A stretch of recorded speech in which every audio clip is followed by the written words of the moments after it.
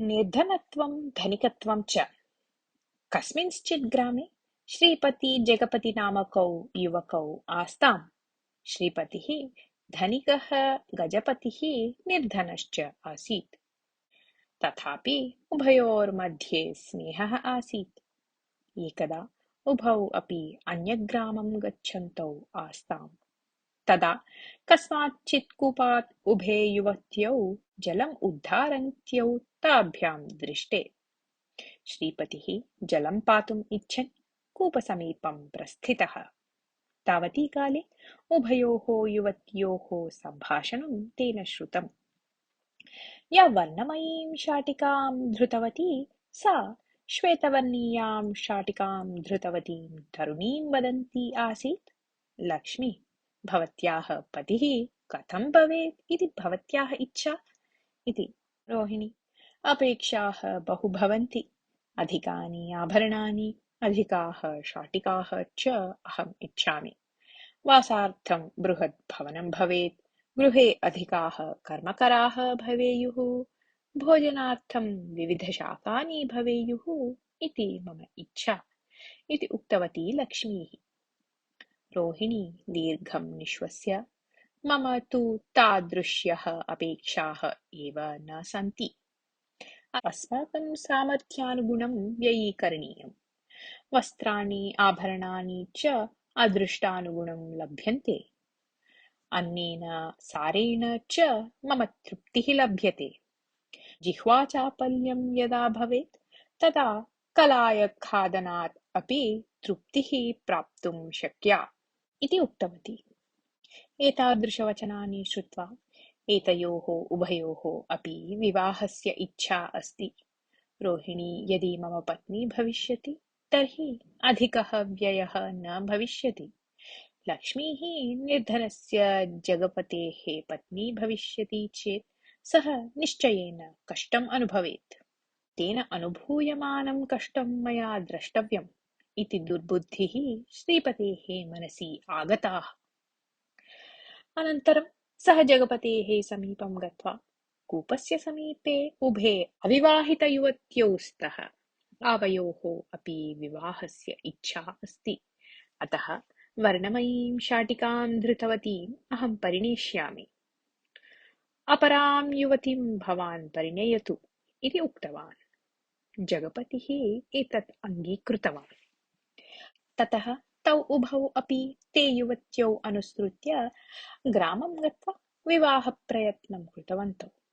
अनन्तरं जगपतिः लक्ष्मीं परिणीय स्वग्रामम् आनीतवान्। अपेक्षारहितं रोहिणीं श्रीपतिः परिणीय स्वभवनम् आनीतवान्। श्रीपतेः भवनं प्रविष्टवती रोहिणी गृहं सर्वं सकृत् अवलोक्य, एतादृशे महति भवने एकः अपि कर्मकारः नास्ति वा इति पतिं पृष्टवती। तदा श्रीपतिः हसन्, कर्मकराः किमर्थम्? तेभ्यः वेतनस्य दानं व्यर्थं खलु। एतावत्पर्यन्तं कश्चित् कर्मकरः आसीत्। इदानीं भवती अस्ति इति कारणतः तम् अहं प्रेषितवान्। इतः परम् उभौ अपि मिलित्वा कार्यं करिष्यावः इति उक्तवान्। रोहिणी पाकसज्जतां कुर्वती, केन शाकेन व्यजनं करोमि, किं मधुरं सज्जीकरोमि इति पतिं पृष्टवती। किमर्थं शाकाम् आवश्यकम्? नारिकेलस्य उपसेचनं पर्याप्तं खलु। मधुरं किमर्थं? जिह्वाचापल्यनिवारणार्थं कलायम् आनेष्यामि इति श्रीपतिः उक्तवान्। तस्मिन् दिने रात्रौ रोहिणी पतिम् उद्दिश्य, अस्माकं महती सम्पत्तिः अस्ति, मम निमित्तं वस्त्रम् आभरणं च आनयतु इति उक्तवती। तदा श्रीपतिः, भवती एवं सर्वं मा पृच्छतु। सम्पत्तिः अस्ति इति कारणतः विना कारणं व्ययः न करणीयः। वस्त्राणि आभरणानि वा इदानीं किमर्थम्? विद्यमानैः एव तृप्तिः प्राप्तव्या इति पत्नीम् उक्तवान्। एषः अतीव कृपणः इति रोहिणी पतिं मनसि एव तर्जयित्वा तूष्णीं स्थितवती। अनन्तरदिने श्रीपतिः उत्थानानुक्षणम् एव दृष्टवान् यत् गृहे चत्वारः कर्मकराः कार्यं कुर्वन्तः सन्ति इति। सः तान् पृष्टवान्, भवन्तः के इति। स्वामिन्, वयं कर्मकराः। भवतः पत्नी उक्तवती यत् अद्य आरभ्य कार्यार्थम् आगन्तव्यम् इति, अतः वयम् आगताः इति ते विनयेन उक्तवन्तः। किं, चत्वारः कर्मकराः? अहं भवद्भ्यः वेतनं दातुं न शक्नोमि इति श्रीपतिः कोपमिश्रितेन स्वरेण उक्तवान्।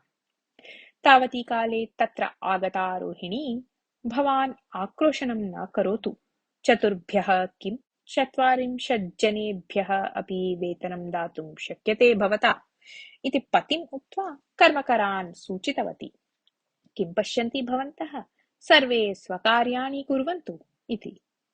श्रीपतेः भोजनसमये पाचकाः चतुर्विधव्यजनानि भक्षाणि च परिवेशितवन्तः।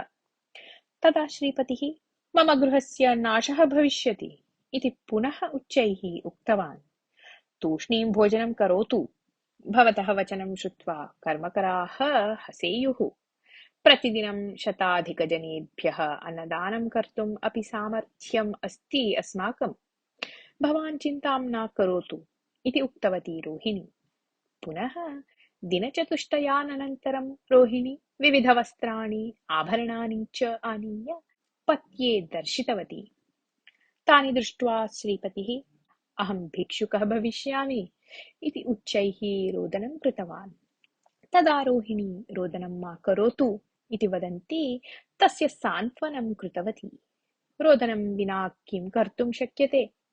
तस्मिन् दिने कूपस्य समीपे भवत्या उक्ते वचने विश्वासं कुर्वता मया दोषः कृतः।